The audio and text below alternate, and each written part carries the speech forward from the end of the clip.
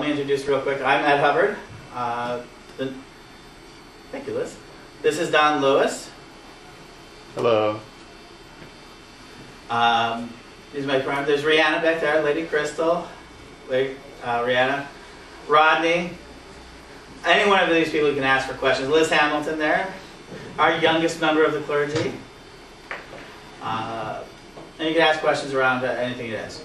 But we're going to go ahead and start with a class called Learning Magic. Basically, what does it take to be a witch? Our big thing that we teach every day. And people ask us is, can you really be a witch? Can you be a witch? And is it really kind of like, what do we mean by that? I mean, do we mean, can we cast spells? Can we turn people into frogs?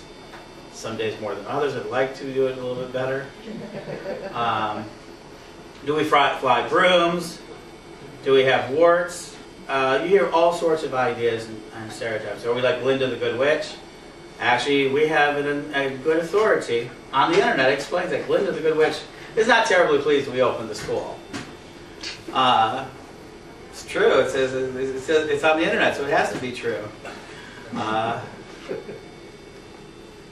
But we tend to have fun.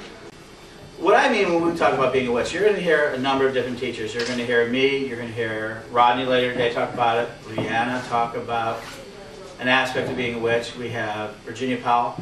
Each person interprets it for themselves.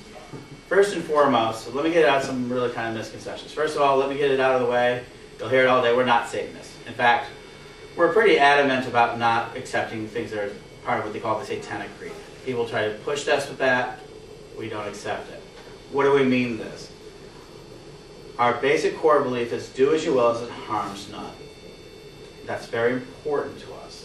It's the idea that we are going to do the best job we can, do what we can, and bring basically not harm to individuals at the end of the day, as much as we can. Hard one to live by. And the other one is in perfect love and perfect trust. And that has a different whole, again, it's a lot of interpretation, but what I mean by it is that at the end of the day that we trust people to be themselves. We love them for what they are, and we accept them for all their flaws and limitations. To get into it, I believe in magic. Understand, I 100% believe magic exists. Magic is the idea of thought, and that thought changes your world. Simply put, I believe what you think can change your world. It doesn't matter how it happens. It doesn't matter why it happens. But there's a part of the universe that answers to our thoughts at the most basic level. Now you always hear about, let me give you some of the real easy anecdotes. You think about a friend and they call on the telephone. I don't know if anyone's had any of that experience. Or you start thinking about, I know it happens is that you start seeing different ideas. You want money, suddenly money pops up from somewhere. It's called magical thinking. And right now magical thinking is under assault by scientific things. It says we can't change our world by what we think. The world is made up of a whole bunch of rules. We were, as kids, children, we were magical thinkers. I mean, at one time, I wanted to be an astronaut. Well, I still do, but, I didn't want to go through all that training. But as a child, we thought it was possible. President of the United States, we thought it was possible. That we could fly was possible. I don't know. Anything else you thought you could do as a kid that you thought you could do as a kid, you end up being like fantastic. Like, how about rock star? Today, we live out more of our fantasies. If American Idol, let me kick out American Idol. If American Idol is nothing, it is that wishful, magical thinking that what you think and do can change your world. That anything could happen at any time. American Idol is a part of that. Our culture is entering a time in which what we think is becoming even more important. We're becoming a thinking society. One of the reasons why Wicca is making a resurgence. Wicca is a thinking religion. I will not ask you to take anything on faith. I don't. There's certain things I do take assumptions on faith. I mean, I assume there's a God. I assume my version of God is that God is omniscient and transcendent and includes everything. I get into the idea that I am God, thou art God, we are God. We're all part of it. It isn't any separation to it. I believe that nature is sacred. And that it too responds to us. I've gone into forests and heard birds sing. And actually it made sense to me. I mean, I actually could hear them talking. Not like in English. You know, that's one of the things they did. They talked like birds. And I've had some interesting experiences in that way. That's magical. I find all sorts of magical little weird things. Teapot right in front of you. That's tea, right?